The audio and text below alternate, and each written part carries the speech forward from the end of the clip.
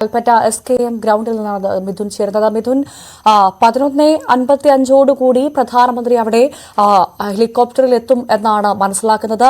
അതുമാത്രമല്ല, അദ്ദേഹം ആ ദുരന്ത മേഖല മുഴുവൻ വ്യോമ നിരീക്ഷണം നടത്തുമെന്നും അറിയാൻ സാധിച്ചിട്ടുണ്ട്.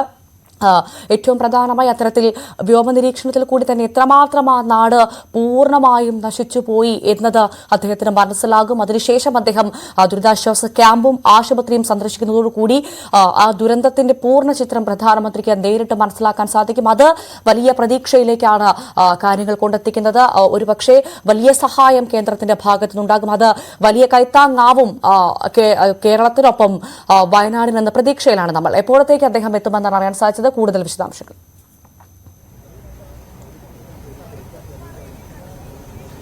ഭവ്യ, ഏകദേശം 11:20 അദ്ദേഹം പ്രത്യേക വിമാനത്തിൽ കണ്ണൂർ വിമാനത്താവളത്തിൽ അദ്ദേഹം ഇറങ്ങും. അദ്ദേഹത്തെ മുഖ്യമന്ത്രി പിണറായി വിജയനും ഒപ്പം തന്നെ ഗവർണർ ആരിഫ് മുഹമ്മദ് ഖാനും ചേർന്ന് സ്വീകരിക്കും. പ്രധാനമന്ത്രിക്കൊപ്പം കേന്ദ്ര സഹമന്ത്രി സുരേഷ് ഗോപിയും ഉണ്ടാകുമെന്നാണ് നമുക്ക് മനസ്സിലാക്കാൻ സാധിക്കുന്നത്. തുടർന്ന് ഇവർ ഹെലികോപ്റ്റർ മാർഗം അവിടെ നിന്ന് വ്യോമ നിരീക്ഷണം, അതായത് ആദ്യം പോകുന്നത് ഈ SKJM ഗ്രൗണ്ടിലേക്ക് എത്തുന്നതിന് മുൻപ് ആദ്യം അദ്ദേഹം പോകുന്നത് ഈ പറയുന്ന ദുരന്തബാധിത മേഖലകളിലേക്കാണ്. അവിടെയൊക്കെ പോയി വ്യോമ നിരീക്ഷണത്തിലൂടെ കാര്യങ്ങൾ മനസ്സിലാകും. ഈ ദുരന്തബാധിത പ്രദേശങ്ങളൊക്കെ തന്നെ അദ്ദേഹം സന്ദർശിച്ചതിന് ശേഷമായിരിക്കും അദ്ദേഹം തിരികെ ഈ SKJM ഈ ഗ്രൗണ്ടിൽ പ്രത്യേകമായി തയ്യാറാക്കിയിട്ടുള്ള ഈ ഹെലിപാഡിലേക്ക് വന്നിറങ്ങുക. ഇവിടെ ഇപ്പോൾ പൂർണ്ണമായും SPG സംഘം സുരക്ഷാ സംവിധാനങ്ങൾ വിലയിരുത്തുകയാണ്. പോലീസിന്റെ ഒരു വലിയ നിരയുണ്ട്. സമീപ പ്രദേശങ്ങളിലൊക്കെ തന്നെ ഏകദേശം ഒരു 10 മണിയോട് കൂടി ഇവിടെ നിന്ന് ആരെയും കടത്തിവിടില്ല. ഇപ്പോൾ അനൗൺസ്മെന്റ് ചെയ്തു തുടങ്ങിയാണ്. ഈ സമയത്തൊന്നും തന്നെ ആരും ഈ സമയത്തേക്ക് ഇവിടേക്ക് ഇറങ്ങാൻ പാടില്ല, റോഡിലേക്ക് ഇറങ്ങാൻ പാടില്ല എന്നുള്ള കർശനമായ നിർദ്ദേശം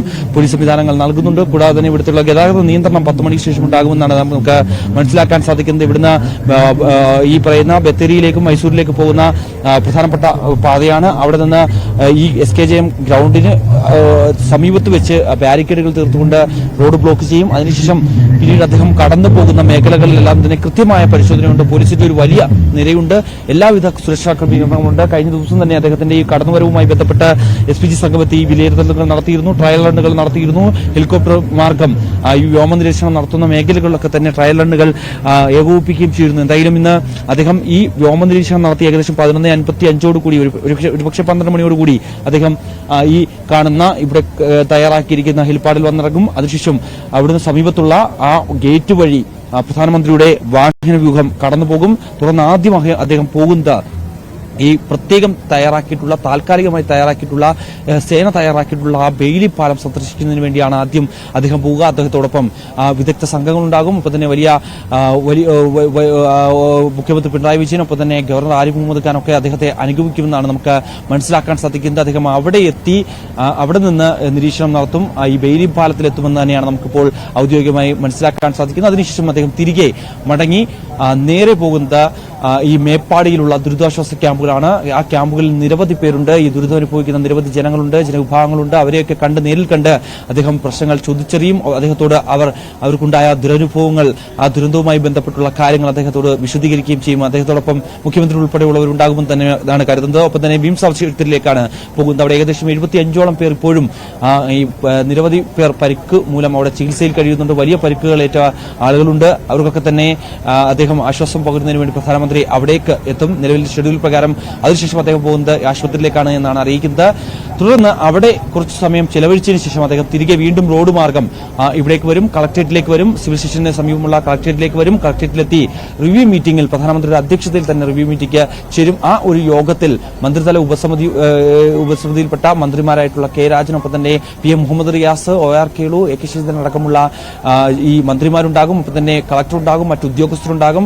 ഇതിനു പുറമെ മുഖ്യമന്ത്രി ഉൾപ്പെടെയുള്ളവർ ഈ ഒരു യോഗത്തിൽ പങ്കെടുക്കുകയും ചെയ്യും. അതിൽ ഈ പുനരധിവാസവുമായി ബന്ധപ്പെട്ടുള്ള കാര്യങ്ങളായിരിക്കും പ്രധാനമായും ഈ ഒരു റിവ്യൂ മീറ്റിംഗിൽ ചർച്ചയാവുക എന്നുള്ളതാണ് ഏറ്റവും പ്രധാനപ്പെട്ട കാര്യം. ഒപ്പം തന്നെ ഈ ദുരന്തമുണ്ടായതിനു ശേഷം സംസ്ഥാന ദുരന്ത നിവാരണ അതോറിറ്റിയും ഒപ്പം തന്നെ ഈ ജിയോളജിക്കൽ സർവേ ഡിപ്പാർട്ട്മെന്റും ഒക്കെ നൽകിയ ഒരു റിപ്പോർട്ടുണ്ട്. അതായത് കേന്ദ്രത്തിന് സമർപ്പിച്ചിട്ടുള്ള റിപ്പോർട്ടുണ്ട്. ഈ പാക്കേജ് അനുവദിക്കണം, ഇത്രയും വലിയ ദുരന്തമാണ് ഇവിടെ ഉണ്ടായിട്ടുള്ളത് അടക്കമുള്ള കാര്യങ്ങൾ ചൂണ്ടിക്കാണിച്ചുകൊണ്ട് എത്ര പേർക്ക് ജീവഹാനി സംഭവിച്ചിട്ടുണ്ട്, എത്ര പ്രദേശം ഒഴുകിപ്പോയിട്ടുണ്ട്, എത്ര വീടുകൾ നഷ്ടപ്പെട്ടിട്ടുണ്ട് തുടങ്ങിയ കാര്യങ്ങൾ. കാരണം നമുക്കറിയാം, വലിയ 2 ഗ്രാമങ്ങളായിരുന്നു, ചെറിയ പട്ടണങ്ങളായിരുന്നു അവിടെ ഉണ്ടായിരുന്നത്.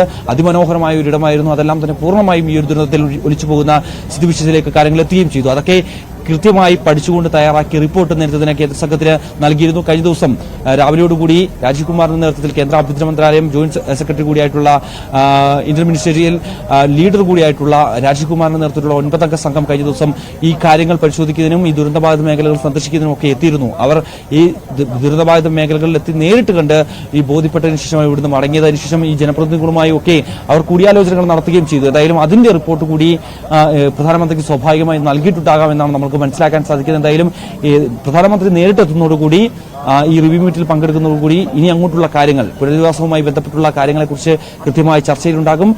ഇനി എങ്ങനെ ഈ ഒരു ദുരന്തത്തെ അതിജീവിക്കാൻ ഇവിടുത്തെ ജനങ്ങൾക്ക് കൈത്താങ്ങാൻ ഇനി വേണ്ടത് പണമാണ് വേണ്ടത്. അതിന് കുറേയധികം തുക ആവശ്യമായിട്ടുണ്ട്. നിലവിൽ മറ്റ് ആവശ്യങ്ങൾക്കുള്ള സാമഗ്രികളെല്ലാം തന്നെ നേരത്തെ രഞ്ജിത്ത് സൂചിപ്പിച്ച പോലെ തന്നെ അവയെല്ലാം നമുക്ക് ലഭ്യമായിട്ടുണ്ട്. പക്ഷേ പുനരധിവസിപ്പിക്കുന്നതിനും അവർക്ക് ടൗൺഷിപ്പ് മോഡൽ മറ്റ് വീടും ഒക്കെ നൽകുക, ഒപ്പം തന്നെ നിരവധി പേർ കച്ചവടവുമായി ജീവിച്ചിരുന്ന ആളുകളുണ്ട്, ജീവനോപാധി ആയിട്ടുള്ള പല സംരംഭങ്ങളിൽ വർക്ക് ചെയ്തിട്ടുള്ള ആൾക്കാരുണ്ട്. അവർക്കൊക്കെ പിന്നീട് ഇനി എന്ത് ചെയ്യണമെന്നടക്കമുള്ള കാര്യങ്ങളെക്കുറിച്ചും അതിന് ഇനി എന്തൊക്കെയാണ് സർക്കാർ സംവിധാനങ്ങൾ ചെയ്തു നൽകേണ്ടതെന്നടക്കമുള്ള കാര്യങ്ങൾ ഈ ഒരു റിവ്യൂ മീറ്റിംഗിൽ പ്രധാനമന്ത്രിയെ ധരിപ്പിക്കുമെന്ന് തന്നെയാണ് നമുക്ക് മനസ്സിലാക്കാൻ സാധിക്കുന്നത്. അതിനുശേഷം അദ്ദേഹം ഉച്ചയ്ക്ക് ഒരു 2 മണിക്ക് ശേഷം അദ്ദേഹം ഇവിടെ നിന്ന് ഹെലികോപ്റ്റർ മാർഗം ഈ കാണുന്ന SKJM ഗ്രൗണ്ടിൽ തയ്യാറാക്കിയിട്ടുള്ള ഹെലിപ്പാഡിൽ നിന്ന് അദ്ദേഹം വീണ്ടും ഹെലികോപ്റ്ററിൽ തിരികെ കണ്ണൂർ വിമാനത്താവളത്തിലേക്ക് പോകും. 3:20 അദ്ദേഹം തിരികെ ഡൽഹിക്ക് മടങ്ങുക.